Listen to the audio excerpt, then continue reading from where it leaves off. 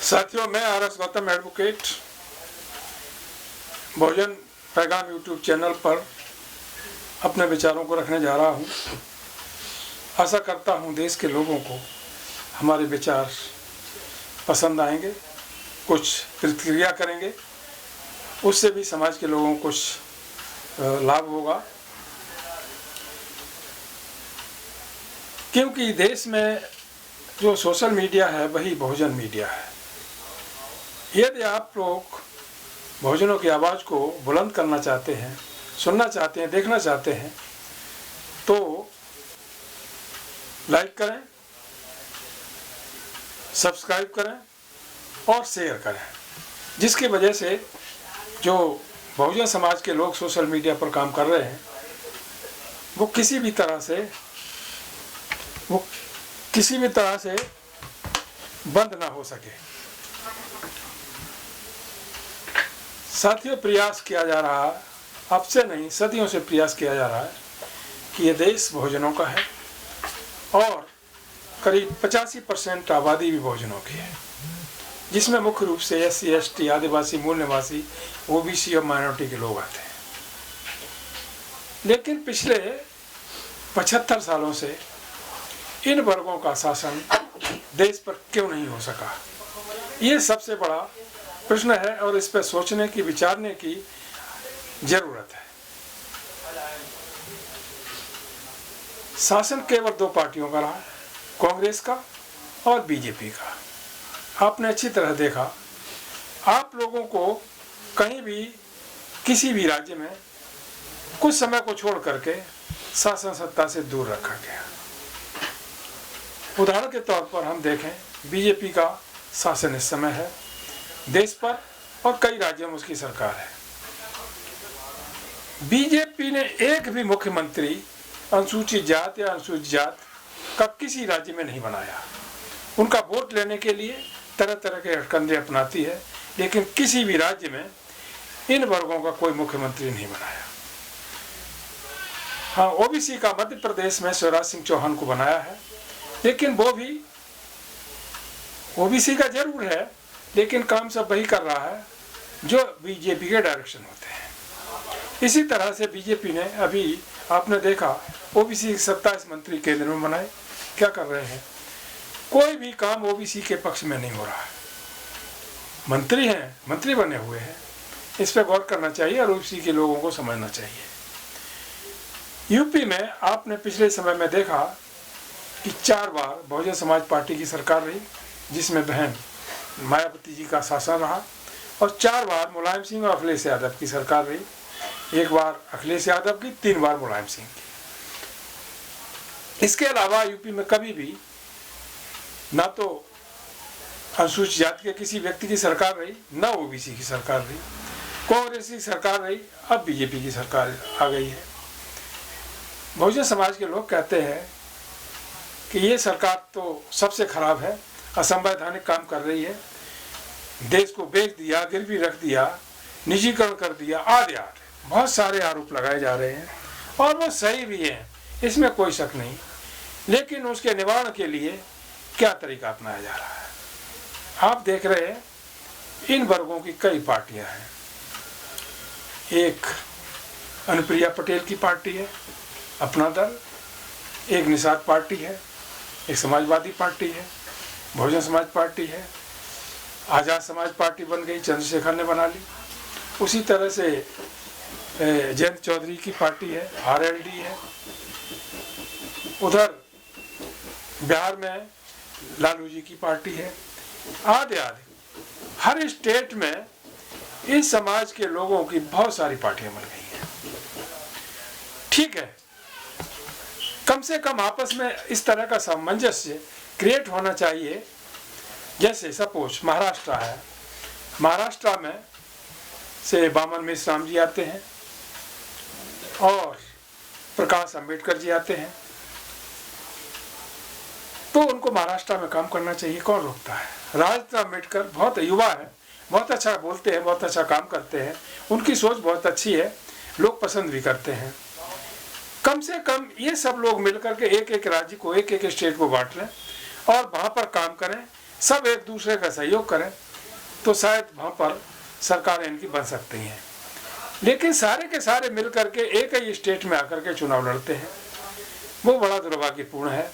आपस में सामंजस्य, कोऑर्डिनेशन तो बनाना पड़ेगा, तभी आप दुश्मन को हरा पाएंगे, वरना आप हारते रहेंगे। और जब आप अलग अलग मोर्चे के माध्यम से, अपनी अपनी पार्टियों के माध्यम से चुनाव लड़ेंगे तो दूसरा जिसको हराना चाहते हैं उसका ऑटोमेटिकली लाभ हो जाएगा। अभी आपने देखा मुलायम सिंह यादव पर आरोप लगाया जाता है कि उन्होंने गोली चलवा दी थी, मुख्यमंत्री थे, बाबरी मस्जिद और राम मंदिर के मामले में। उसमें बहुत सारे लोग मारे गए थे और उन्होंने जहाँ तक हुआ वहाँ पर राम मंदिर को नहीं बनने दिया, रोक लगाई थी। और बाबरी मस्जिद को न गिराना उनका उद्देश्य था, गिराना नहीं, गिराया तो कल्याण सिंह ने था, लेकिन उसका उन्होंने विरोध किया था। आज क्या हो रहा है, अखिलेश यादव फरसा लेकर के, परशुराम का फरसा लेकर के प्रचार कर रहे हैं। इलाहाबाद में उन्होंने परशुराम मंदिर बनवा दिया। अभी कल परसों का स्टेटमेंट है राम गोपाल यादव का, जो कि समाजवादी पार्टी के चाणक्य कहे जाते हैं। वो पार्लियामेंट में बोल रहे थे कि समाजवादी पार्टी की सरकार आई तो भाजपा वालों से पहले राम मंदिर बना देगी। ये तो चोरी करते हैं, चंदाखोरी करते हैं और चंदा खा जाते हैं, और समाजवादी पार्टी निष्पक्ष रूप से ये राम मंदिर बना देगी। तो आइडियोलॉजी कहाँ चली गई आपकी? किस तरह की आइडियोलॉजी आपकी है? यानी ये स्वार्थपरता की आइडियोलॉजी से काम नहीं चलेगा। क्या बहुजन समाज के लोगों को आप बेवकूफ़ समझते हैं? कब तक अपने स्वार्थ के लिए ऐसा करते रहोगे? अभी आपने देखा चंद्रशेखर युवा नेता है, उसने समाजवादी पार्टी से समझौता करने के लिए काफी प्रयास किया, पिछले 2 महीने से प्रयास किया। जब ये पता मुलायम सिंह यादव को लगा, ऐसा कहा जाता है, ये सब तो मैं अपनी तरफ से नहीं कह रहा हूँ, बहुत सारे स्रोतों से पता लगा है, तो मुलायम सिंह यादव ने अखिलेश को बुलाया और कहा कि क्या दूसरा काशीराम पैदा करना चाहते हो? ऐसा करके अखिलेश की बात समझ में आ गई। अखिलेश ने उसे 2-2.5 महीने घुमाया और लास्ट में कह दिया 2-3 सीट मिलेंगी, उस पर आप राजी हो तो साथ आ जाओ, हम तैयार हैं। फिर भी उस बंदे ने क्या कहा, चंद्रशेखर ने कहा कि अखिलेश जी को मैं अपना बड़ा भाई समझता हूँ और वो छोटा भाई कह कर के हमको बुलाते हैं तो मैं जाऊँगा और मुझे कोई उनसे कुछ नहीं चाहिए, मैं बीजेपी को हराने के लिए पूरी ताकत लगा दूँगा। लेकिन अफसोस की बात है, अखिलेश यादव जी अपना इतना दिल विशाल नहीं कर पाए, इतना चौड़ा सीना नहीं कर पाए, इतने विचार हाई नहीं कर पाए कि चंद्रशेखर रावण को अपना छोटा भाई कह करके सम्मानित करते हैं, उसे बुलाते। ये भी साहस नहीं जुटा पाए। किस तरह से बहुजन समाज की एकता होगी? आपने देखा आज वो योगी के खिलाफ चुनाव मैदान में है, गोरखपुर से चुनाव लड़ रहे हैं। रिजल्ट क्या होगा ये 10 तारीख को पता लगेगा, लेकिन उस बंदे ने कम से कम दम तो दिखाया, साहस तो दिखाया। लेकिन इससे बहुजन समाज की एकता तो नहीं बन पाएगी। आपने देखा कि 4 बार बहन मायावती जी की सरकार रही, बहुजन समाज पार्टी की सरकार रही, उत्तर प्रदेश में 4 बार सपा की सरकार रही, बीजेपी कांग्रेस की सरकारें तो बनी रही। उनको छोड़िए, हम दिन 2 की बात करते हैं।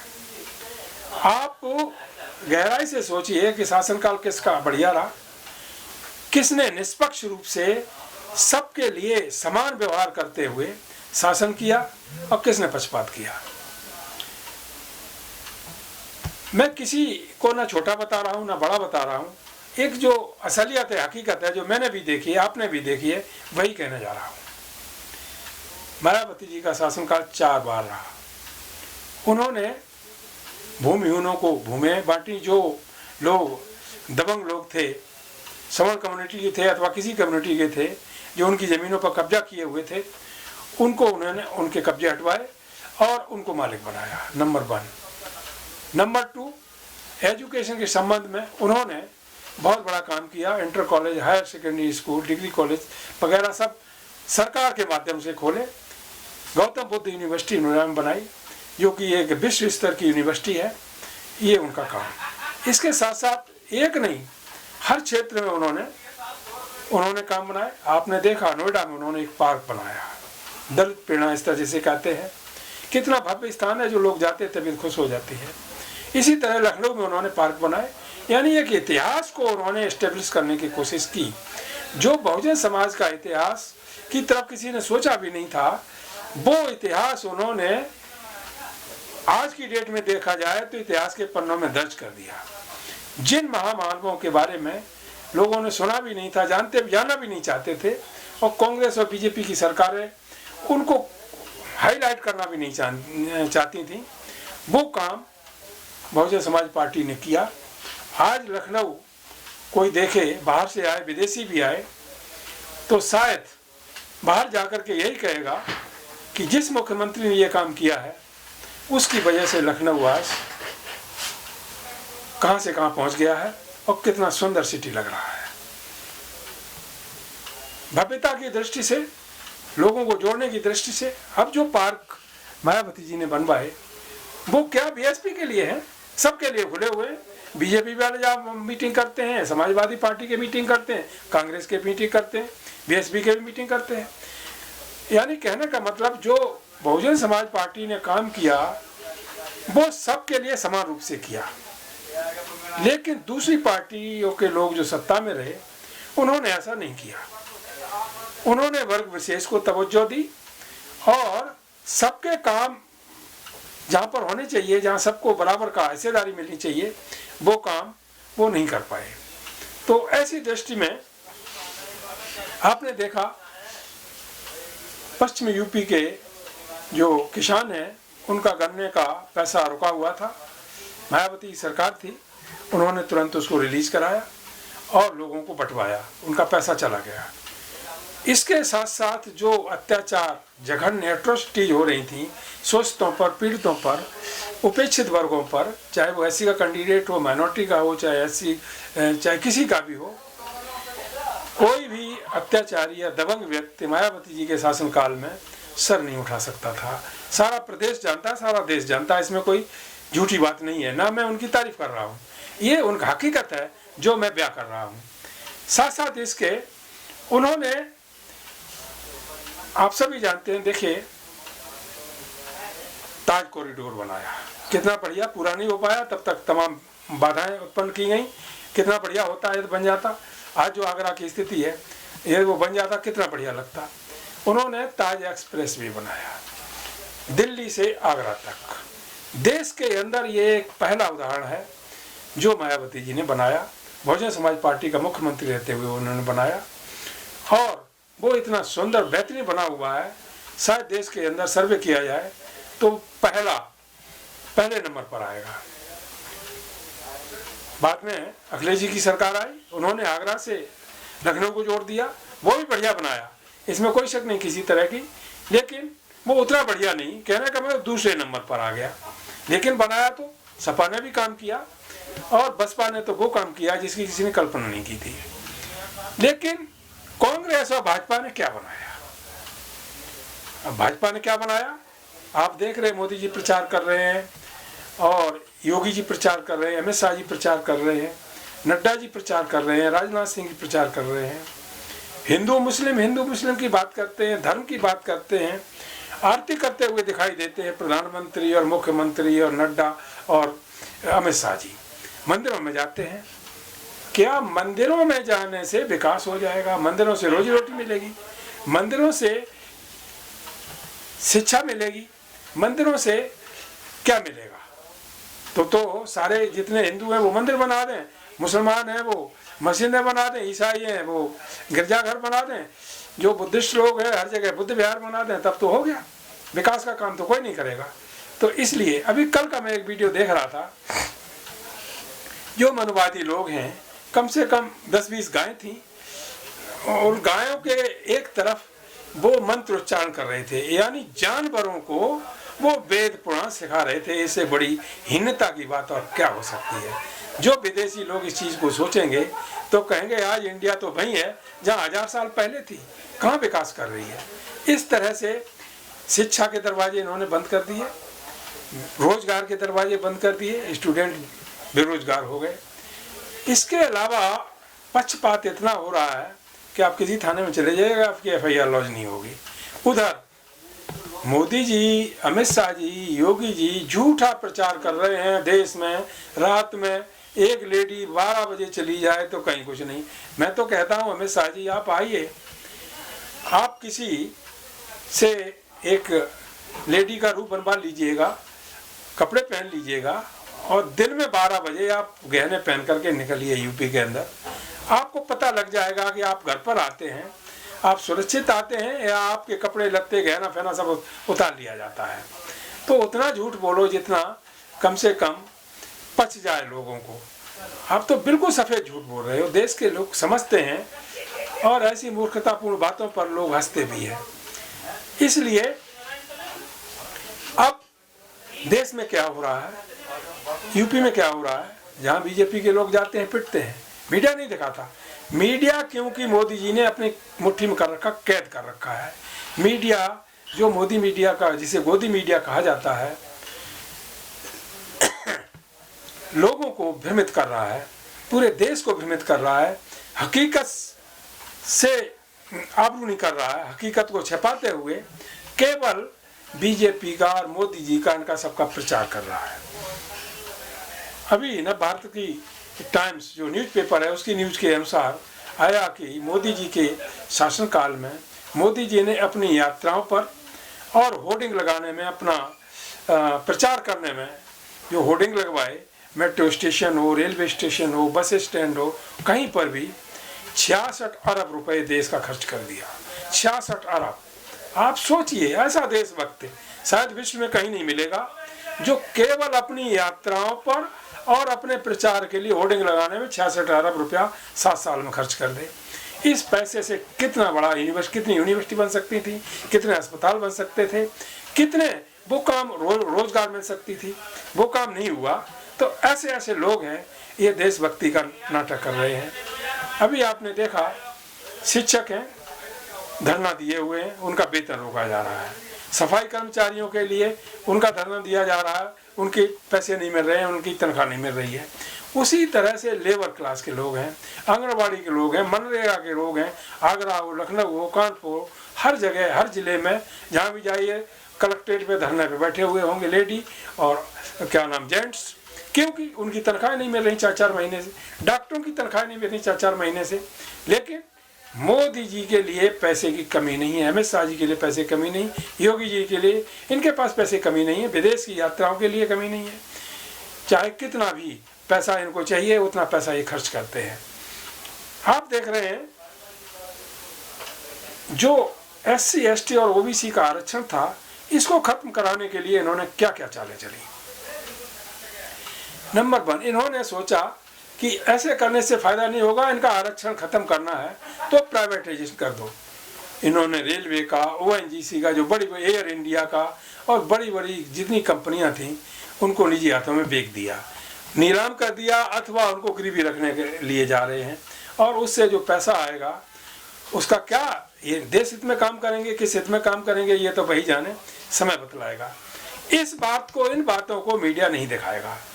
इससे क्या हुआ, अभी देखा, अभी 3 दिन पहले का स्टेटमेंट है, हरियाणा गवर्नमेंट ने दिखावे के लिए, क्योंकि बीजेपी गवर्नमेंट है, एक प्रस्ताव पास कर दिया कि 75% प्राइवेटाइजेशन जो हुआ है, प्राइवेट शिक्षण संस्थानों में, प्राइवेट जितनी फैक्ट्रियां उनमें सब में SC ST OBC का रिजर्वेशन होगा। लेकिन उधर हाईकोर्ट से कह दिया रिजेक्ट कर देना, चंडीगढ़ हाईकोर्ट ने उसको रिजेक्ट कर दिया। तो इस तरह से जुडिशरी का मिसयूज किया जा रहा है और जुडिशरी भी अपना मिसयूज कराने में शायद अपना गौरव समझती है, पता नहीं क्यों। क्योंकि यदि वो CGI के पद से रिटायर होंगे तो उनको राज्यसभा का मेंबर बना दिया जाएगा, उसको किसी आयोग का चेयरमैन बना दिया जाएगा। ये लालच जो हमारे देश की पवित्र जुडिशरी थी, हायर जुडिशरी जिसे कहते हैं, उसके अंदर ये प्रवेश कर गए हैं। तो जज भी सोच लेते हैं कि रिटायर होने के पश्चात कहीं अच्छा सा ओहदा और मिल जाएगा, उस पर चले जाएंगे। क्या है, जितने भी ऑर्डर पास हुए 7 साल के अंदर में, एक ऑर्डर, चाहे वो सुप्रीम कोर्ट का हो चाहे किसी हाई कोर्ट का हो, एक ऑर्डर दिखा दीजिए जो सरकार के विरोध में हुआ हो, सारे सरकार के पक्ष में हुए। तो कितनी ये हीनता की बात है कि हमारे देश की जो जुडिशरी जिस पर इंडिपेंडेंट है, संविधान ने इनहेरेंट पावर उसको दी हुई है, कुछ भी कर सकती है, चाहे प्रधानमंत्री हो, चाहे मुख्यमंत्री हो, चाहे कोई मंत्री हो, उसके सामने नहीं टिक सकता। लेकिन आज उनके हाथों कठपुतली बनी हुई है। अभी आपने देखा 1-2 महीने पहले एक स्टेटमेंट था दीपक गुप्ता साहब का, सुप्रीम कोर्ट के जज हैं, रिटायर हुए हैं। उनका स्टेटमेंट था कि हर जुडिशरी है पूंजीपतियों, धनाढ्य, रिच लोगों के हाथों में चली गई है। आम आदमी को न्याय कौन देगा? आम आदमी कहाँ जाएगा? किसे न्याय देगा? किसे न्याय मिलेगा? तो आरक्षण ये डायरेक्ट खत्म न करके न्यायपालिका के माध्यम से, यानी हाई कोर्ट और सुप्रीम कोर्ट के माध्यम से खत्म करा रहे हैं। अभी आपने देखा ये सुप्रीम कोर्ट का ही ऑर्डर था, 7 जजों की बेंच का ऑर्डर था बहुत समय पहले का, कई साल हो गई, कि 50% से 49.5% रिजर्वेशन ज़्यादा नहीं किया जाएगा। अभी सवर्णों का 10% आरक्षण कर दिया गया। सुप्रीम कोर्ट ने कुछ नहीं कहा और वो अप्रूव हो गया, भर्तियाँ होने लगी। उस पर जो पिटीशन पड़ी हुई हैं उन पर कोई सुनवाई होने के लिए टाइम नहीं है। उधर जाटों के रिजर्वेशन के लिए कितने जाट अभी भी हरियाणा की जेल में बंद हैं। गुजरों के रिजर्वेशन के लिए कितने गुजर मारे गए, कितने जाट मारे गए, कितने कुर्मी मारे गए, कितने पटेल मारे गए। उनका नहीं सुना गया, उनका नहीं हुआ। लेकिन सवर्णों का 10% हो गया। ना सुप्रीम कोर्ट ने कुछ कहा, ना हाई कोर्ट ने कुछ कहा। पिटीशन पड़ी रहे, कौन पूछता है, लेकिन हो गया।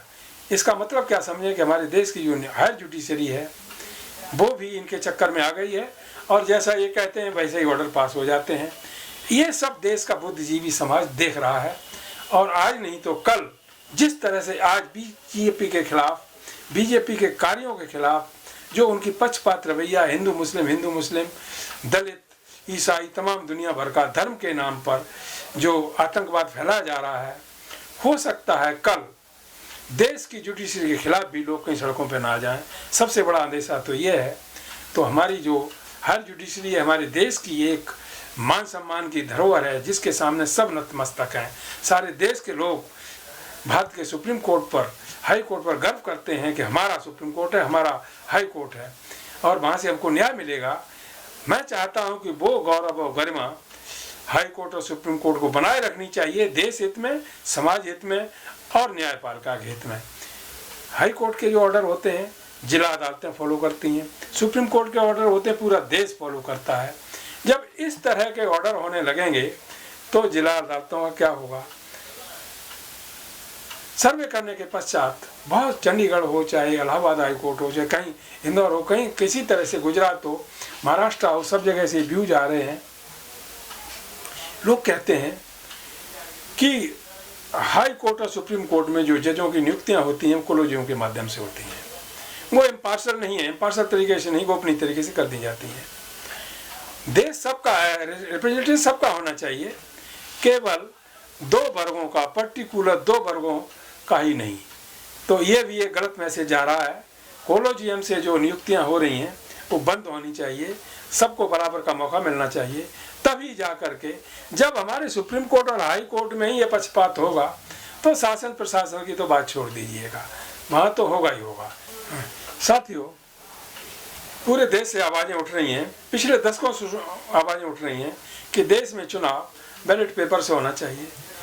राष्ट्रीय चुनाव आयोग का क्या लालच है, या वो प्रभावहीन हो गया, उसकी ताकत खत्म हो गई है कि जो बीजेपी कहती है वही करेगा, कांग्रेस कहती है वही करेगा। क्यों? ईवीएम के माध्यम से चुनाव कराया जा रहा है। अरे हम वोट एक को देते हैं तो एक को ही जाना चाहिए, सेटिस्फेक्शन होना चाहिए, हमने एक को वोट दे के आए हैं।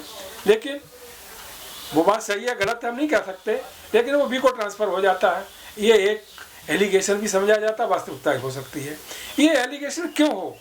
चुनाव आयोग की वजह से है। चुनाव आयोग को जो पेपर हैं, जो इलेक्शंस हैं, वो बैलेट पेपर से कराने चाहिए जैसा कि देश के लोग चाहते हैं। लेकिन नहीं, ऐसा क्यों हो रहा है? इस पर भी पूरे देश से आवाज़ें उठ रही हैं। ये पक्षपातपूर्ण तरीके से हो रहा है, और जो बीजेपी के इंस्ट्रक्शंस हैं उन्हीं को चुनाव आयोग मानता है, और चुनाव आयोग वही करता है जो बीजेपी सरकार कहती है। तो ये 2 चीज़ें निकल के आई, कॉलेजियम और EVM. These must be abolished immediately, and the elections must be conducted as per the ballot paper like previously, and the judges in High Court and Supreme Court be appointed as per the provisions under the Constitution of India, not by the collegium. तब तो इससे क्या होता है कि जो intelligence lawyers हैं या इंटेलिजेंस जजेज हैं, जो निष्पक्ष काफ़ी मेहनत करके रिटायर भी हो गए, बुजुर्ग भी हो गए, उनको मौका नहीं मिलता। 50 साल का, 45 साल का, 55 साल का जज सुप्रीम कोर्ट में पहुंच जाता है। कैसे? कोई पता भी नहीं लगता गोपनीय तरीके से। तो ये बंद होना चाहिए। देश की जनता बहुत लंबे समय तक इसको बर्दाश्त नहीं करेगी। इसलिए मैं समझता हूँ कि शायद हमारी न्यायपालिका पर, जो हायर जुडिशियल कोलेजियम के लोग हैं, उन पर इसका असर पड़ेगा और वो इस दिशा में सोचेंगे और देश को एक सही ईमानदारी से न्याय देने के लिए आगे बढ़ेंगे। साथियों, बात हो रही थी उत्तर प्रदेश के चुनाव की। फैसला आपका है। आपने बीएसपी का कार्यकाल भी देखा, 4 बार का देखा, समाजवादी पार्टी का कार्यकाल भी देखा और कांग्रेस और बीजेपी का भी कार्यकाल देखा। कांग्रेस का लंबा कार्यकाल रहा, बीजेपी का 2 बार का रहा, बसपा का 4 बार का रहा, सपा का 4 बार का रहा। फैसला आपका है। जो चीज़ें सरकारों ने की हैं किसी से छुपी नहीं हुई हैं, सबको पता है किसने क्या किया। एक मीटिंग हो रही थी पश्चिम यूपी में, शायद जाट समाज की मीटिंग थी। तो एक लड़का था, यंग था, बहुत अच्छा बोल रहा था। तो उसने बोला कि सबको ये जातवाद भातवाद छोड़ करके बीएसपी को वोट देना चाहिए, बसपा को वोट चाहिए। वो ईमानदारी से काम करती हैं, पक्षपात नहीं करती, सबके लिए समान रूप से काम करती हैं, वो कोई भेदभाव नहीं करती। लेकिन उनको लोग क्यों नहीं वोट देते? क्योंकि यहाँ जातिवाद हावी है, वो शुरुआत से आती है, इसलिए उनको वोट नहीं देते। तो कहने का मतलब देश के विकास में और देश की समृद्धि में जो रोड़ा बना हुआ है वो जातिवाद बना हुआ है। सुप्रीम कोर्ट भी इस पर कोई कार्रवाई नहीं करता, हाई कोर्ट भी कोई कार्रवाई नहीं करते। अरे जातिवाद जब इतना खतरनाक है देश के विकास के लिए, एकता के लिए, अखंडता के लिए, तो इसको खत्म कर देना चाहिए। और जो हमारा भारत का संविधान सबको समता का अधिकार देता है, समानता का अधिकार देता है, उसको फॉलो करते हुए यहाँ एक समता रूपी व्यवस्था बनानी चाहिए, जिसकी वजह से ये कुप्रथा जो सदियों से चली आ रही है, जो वर्णवाद पर निर्भर करती है, मनुवाद पर निर्भर करती है, जिसमें जो दबे पिछड़े कुचले लोग हैं, शोषित वंचित लोग हैं, उनको जानवर की तरह से ट्रीट किया जाता है, ये बंद होना चाहिए साथियों। क्योंकि काफ़ी समय हो चुका है और ज़्यादा लंबा बोलने से भी कोई फ़ायदा नहीं है। मैं समझता हूँ जो खास बातें थी मैंने कह दी हैं और उम्मीद करता हूँ कि आप सब लोग इन पर गौर करते हुए जो 5 राज्यों में चुनाव हो रहे हैं, सबको मौका देने की कोशिश करेंगे। जिनको मौका मिल चुका है उनको सेटिस्फाइड करेंगे, जिनको मौका मिला ही नहीं है उनको मौका देने की कोशिश करेंगे। किसी भी राज्य में देख लो, चाहे सेंटर में देख लो, SC ST और OBC के लोग हैं, इनको मौका नहीं मिला है। बाई चांस जिनको इन पार्टियों ने, 2 मुख्य पार्टियां हैं बीजेपी और कांग्रेस, ये इन्होंने मौका नहीं दिए। अब बीएसपी और सपा को जो मौका मिला है उनके अपने बलबूते पर मिला हुआ है, इनका कोई रहम नहीं है उनके साथ। उनको उनके अपने बलबूते पर, अपने लोगों के बलबूते पर उन्होंने जो काम किए वो कभी नकारे नहीं जा सकते और उनका काम बोलता है। इनका क्या काम बोलता है? इन्होंने कुछ किया ही नहीं, ना अस्पताल बनवाया, ना यूनिवर्सिटी बनवाई। जो यूनिवर्सिटी में प्रोफेसर हैं वो भी 2 ही जातियों के लोग हैं, उनमें SC ST OBC का कोई मतलब नहीं है। माइनॉरिटी जा नहीं सकता, इक्का दुक्का भले चला जाए, जा नहीं सकता। तो इतनी बुरी हालत है, देश सबका है, सबकी समान भागीदारी होनी चाहिए, सबका पार्टिसिपेशन होना चाहिए और देश की जो विकास रूपी धारा है उसमें सबका योगदान होना चाहिए।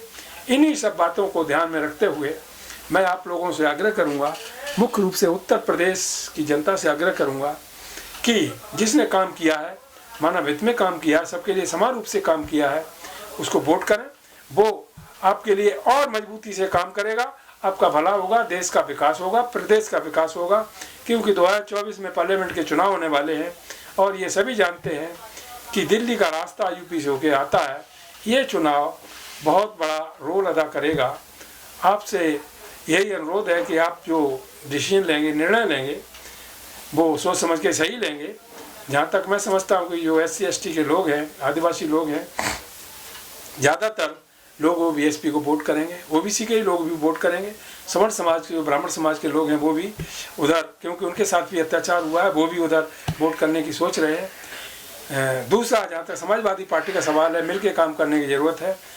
अपना तेरी करने से बात नहीं बनेगी। आपस में एक कोऑर्डिनेशन बनाएं और सरकार चाहे सपा की बने, बसपा की बने, किसी की बने, जब तक आपस में कोऑर्डिनेशन नहीं होगा तब तक आप ना बीजेपी को हरा सकते हैं ना कांग्रेस को हरा सकते हैं। इन्हीं शब्दों के साथ मैं अपनी बात समाप्त करता हूँ। जय भीम, जय भारत, जय संविधान, नमो बुद्धाय।